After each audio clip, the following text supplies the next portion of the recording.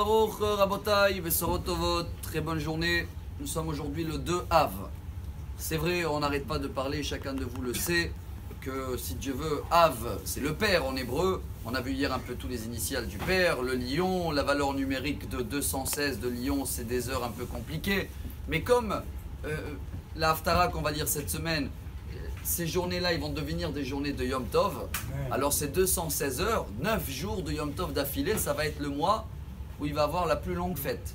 Tant que ce n'est pas le cas, voilà les devoirs de cette semaine. Ça y est, maintenant qu'on est rentré à Rosh Chodesh, il y a quelques petites différences entre Sepharad et Ashkenaz, que Baruch Hashem, je vois qu'aujourd'hui c'est diffusé partout, c'est des tableaux par Torah Box ou des choses écrites, qu'est-ce qu'on a le droit, qu'est-ce qu'on n'a pas le droit, selon les Sepharad, Ashkenaz, etc.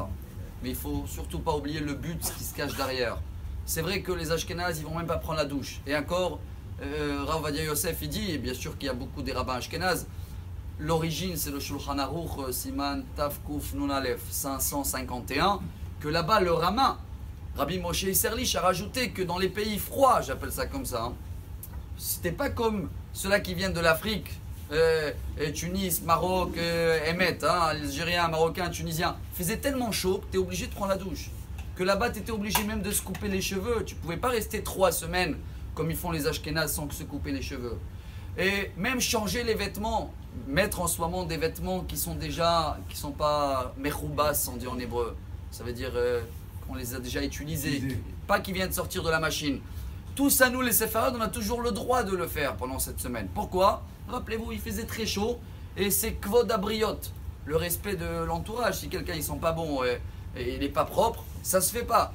Donc même les Ashkénazes, qu'ils avaient l'habitude de ne pas le faire et de patienter, de ne pas prendre la douche, à partir de Rosh Chodesh Av jusqu'à Tisha B'Av, s'ils vivent aujourd'hui en Israël, rappelez-vous le but qui se cache derrière. Même nous, qu'on a le droit, entre guillemets, alors je ne vais pas faire un douche un quart d'heure et je vais aller dans un hammam. Je ne vais pas y aller dans un restaurant et prendre dans le menu un pavé de saumon avec un peu d'artichaut et avec un liqueur ou un whisky, je ne sais pas quoi, Jack Daniels. Pourquoi? Je ne prends pas la viande, j'ai échappé. Mais il faut l'esprit du deuil public.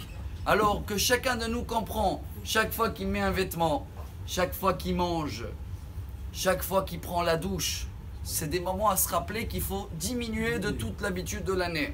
Si on peut le faire un peu plus froide, malgré que c'est marqué même froide, mais vers le froid, c'est très bien. Et avec tous ces petits détails, très vite, si on les fait comme il faut, ces journées, ces 216 heures vont devenir des journées, si Dieu veut, de fête. Ça sonne au Simcha très vite. Besorot Tovot, Amar Rabbi Elazar, Amar Rabbi Hanina.